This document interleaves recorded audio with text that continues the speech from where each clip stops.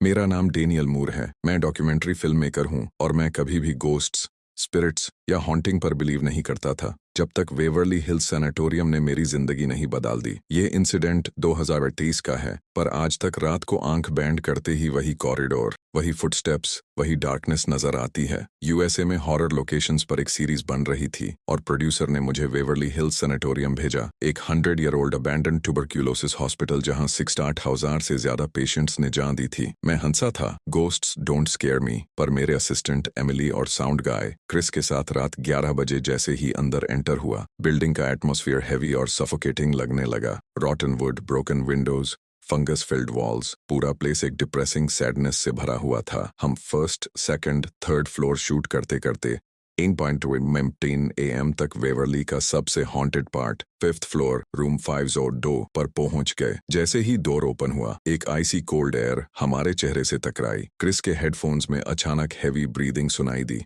पर रूम में कोई साउंड नहीं था। कॉरिडोर के एंड में एक वुमन दिखाई दी, white dress, head down, but flashlight on किया तो वो गायब हो चुकी थी। एमिली क्लियरली टेरिफाइड थी, पर हम प्रूफ के लिए रूम 502 की तरफ बढ़े। रूम में सिर्फ एक रस्टेड मेटल चेयर थी, एग्जैक्टली जहां एक नर्स ने सुसाइड किया था। मैं कैमरा सेट कर ही रहा था कि डोर अचानक स्लैम हो गया। हमने खोलने की कोशिश की, पर डोर जैसे किसी ने बाहर से होल्ड कर रखा हो। लाइट फ्लिकर होने लगी और चेयर अपने आप धीरे धीरे हिलने लगी, जैसे कोई इनविजिबल पर्सन उस पर बैठ रहा हो। क्रिस ने ट्रेम्बलिंग वॉइस में बोला, someone is standing behind you. हमने डोर की ग्लास पैनल में देखा, एक नर्स का रिफ्लेक्शन, हॉलो ब्लैक आईज के साथ। पलट कर देखा तो रूम एम्प्टी, पर रिफ्लेक्शन ग्लास में स्टिल थी और धीरे धीरे क्लोजर आ रही थी। डोर फाइनली खुल गया, पर कॉरिडोर की सारी लाइट्स बैंड हो चुकी थी। एंड में एक ह्यूमन साइज्ड शैडो स्टिल खड़ा था। हम तीनों भागना शुरू कर दिया। फुटस्टेप्स हमारे अलावा एक थर्ड पर्सन के भी सुनाई दे रहे थे। लाइट क्विक फुटस्टेप्स, जैसे कोई नर्स ड्यूटी पर हो। विस्पर्स सुनाई दिए, स्टॉप, डोंट रन। रूम 502। एक कॉर्नर मुड़ते ही हमने एक पुराना स्ट्रेचर देखा,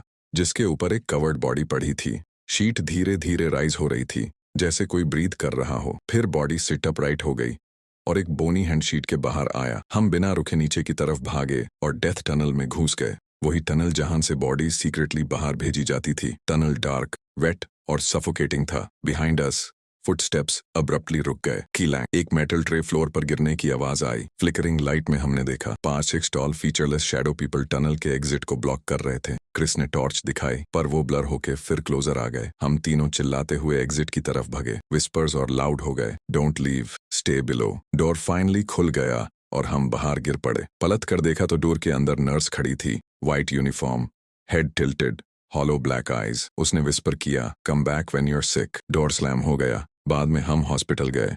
शॉक, पैनिक अटैक्स, डिहाइड्रेशन सब था। कैमरा फुटेज कंप्लीटली करप्ट निकला। सिर्फ एक ऑडियो फाइल बची थी जिसमें वही ब्रीदिंग थी और एक फीमेल वॉइस कह रही थी, you shouldn't have come here. Emily ने डॉक्यूमेंट्री फील्ड छोड़ दिया। क्रिस थेरेपी लेने लगा और मैं अब भी डॉक्यूमेंट्री शूट करता हूँ, पर कभी वेवरली वापस नहीं गया। लेकिन कभी कभी रात को जब मैं एडिटिंग कर रहा होता हूँ, मेरे लैपटॉप के स्पीकर से वो स्लो कोल्ड ब्रीदिंग फिर सुनाई देती है, जैसे कोई बिल्कुल मेरे कान के पीछे खड़ा हो।